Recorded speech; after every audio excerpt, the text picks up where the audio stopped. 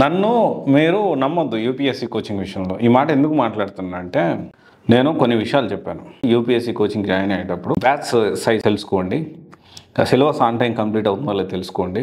కొంతమంది మీరు ర్యాంక్స్ కొట్టామంటారు, కానీ ర్యాంక్స్ కొట్టారా లేదా అనేది మీరు తెలుసుకోండి, నాకు చెప్పొద్దు. And at the same time ఈ కోచింగ్ ఈ విధంగా జరుగుతూ ఉంది, ఫ్యాకల్టీస్ ఉన్నారా లేదా క్రాస్ వెరిఫై చేసుకోండి, ఆ ఫ్యాకల్టీకి ఎక్స్పీరియన్స్ ఉందా లేదా, అండ్ వీళ్ళు చేసే ఈ ర్యాంక్స్ ఇవన్నీ కూడా నమ్మొద్దు అని చెప్పి నేను వీడియోస్ చేస్తూ ఉంటే, అలాగే ఒక పర్సన్ గురించి కూడా చేశాను.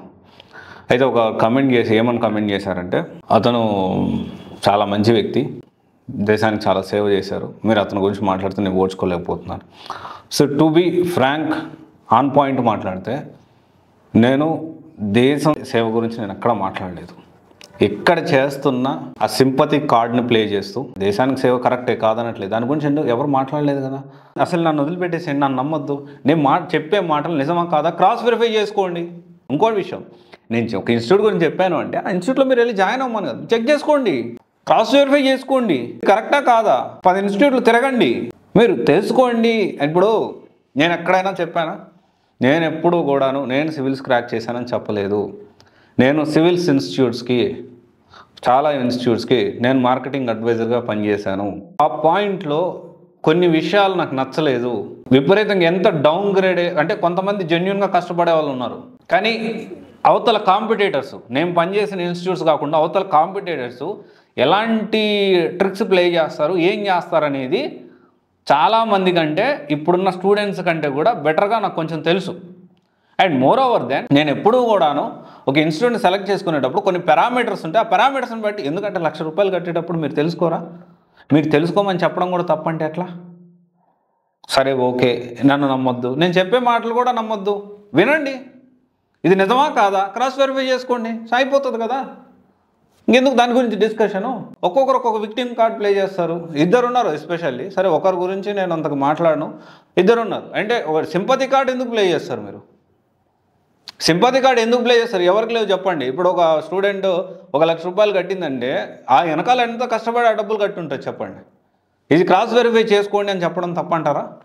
ఇది ప్రతి ఒక్క స్టూడెంట్ ఆలోచించాలి. అసలు నేనేమంటున్నా, యూపీఎస్సీ కోచింగ్ జాయిన్ అయ్యేటప్పుడు మీరు క్రాస్ వెరిఫై చేసుకోండి, 10 ఇన్స్టిట్యూట్లు తిరగండి, నేను చెప్పే పాయింట్స్ నోట్ చేసుకోండి, వినండి. సరే నమ్మొద్దు, జస్ట్ వినండి, విని ఇది మీకు నచ్చితే తీసుకోండి, లేకపోతే లేదు, దాంట్లో ఏముంది. అంతేగాని కనీసం క్లాసులు చెప్పిన వాళ్ళని, ఆన్ టైంకి సిలబస్ చెప్పిన వాళ్ళని, ఇది ఇంటర్వ్యూలో వచ్చేసేసి పద్ధతిగా బుద్ధిమంతుల్లాగా మాట్లాడి వెనకాల చేసేయన్నీ చేస్తూ వాళ్ళ దగ్గర జాయిన్ అయిన స్టూడెంట్స్కి న్యాయం చేయకపోతే ఎవరొకరు క్వశ్చన్ చేయాలి కదా. సమ్వన్ హ్యాస్ టు, ఎవరొకరు క్వశ్చన్ చేయాలి.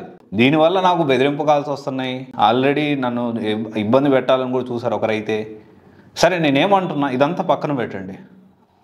ఇప్పుడు మీరు నేను చెప్పేది నమ్మొద్దు, నేను చెప్పే పాయింట్స్ కన్సిడరబుల్లా కాదా, అదొకటి మీరు ఆలోచన చేసుకోండి. వాళ్ళు చేశారు, వీళ్ళు చేశారంటే, నేను సివైసీ స్టార్ట్ చేసిన 4.5 years నుంచి ప్రతి నెల నేను ఆర్ఫనైజ్కి ఉన్నంతలో కొంచెం ఇచ్చుకుంటూ వచ్చిన. ప్రతి నెల ఫస్ట్ సండే ఇచ్చా. న్యూ ఆస్ట్రియా ఫౌండేషన్, ఇప్పుడు అది సికింద్రాబాద్లో ఉండేది, ఇప్పుడు బోరబండ దగ్గర వేరే వాళ్ళతో కలిపి అక్కడ ఉన్నారు పిల్లలు, ఒక 30-35 మంది పిల్లలు ఉన్నారు.